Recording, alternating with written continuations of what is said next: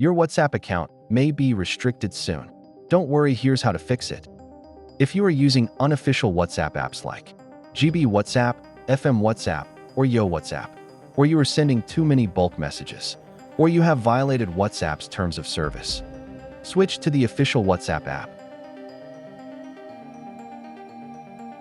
Search WhatsApp Messenger by WhatsApp LLC and install it.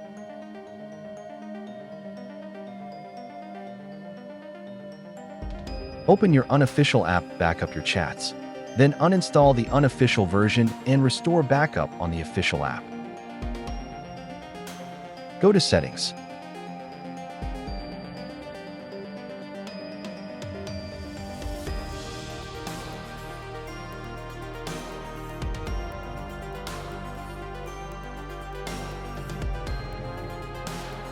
Contact us if you think your account was restricted by mistake.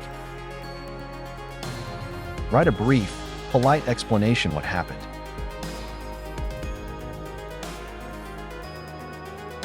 Wait for WhatsApp's support team to respond.